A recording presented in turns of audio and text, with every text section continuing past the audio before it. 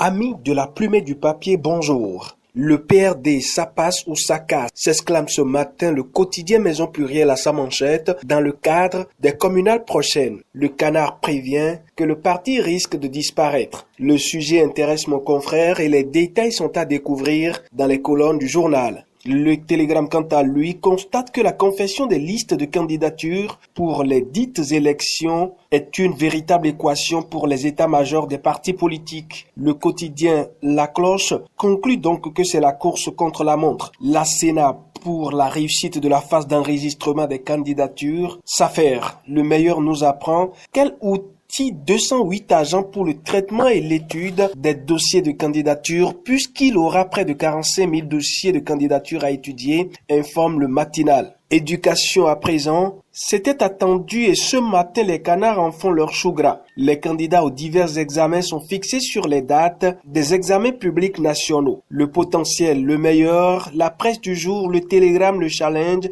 l'Observateur et le Pluriel reviennent sur ces différentes dates et publient que le BEPC démarre le 2 juin, le CEP le 8 juin et le BAC le 17 juin. Bonne nouvelle pendant ce temps pour les amoureux du ballon rond. C'est la Nation qui placarde l'information au réveil de ce mercredi à sa une, informant que pour le championnat d'Afrique de football des écoles, le Bénin est retenu comme pays hôte.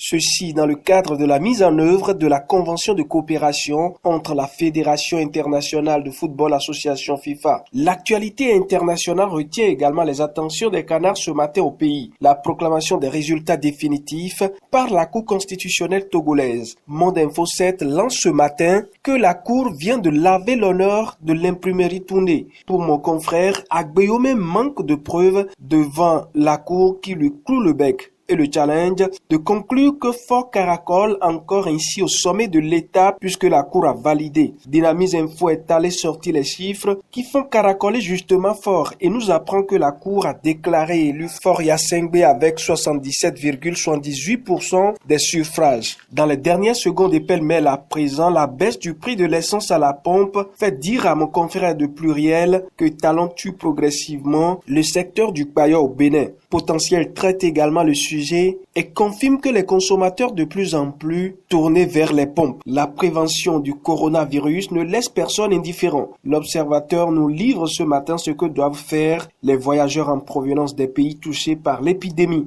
Le sujet est repris par Télégramme qui informe que pour refus au contrôle, un vacancier italien a été refoulé à l'aéroport international Bernardin Cardinal Gantin de Cotonou. Ce sera tout pour la revue de presse de Pluriel TV ce matin. Rendez-vous demain pour notre numéro.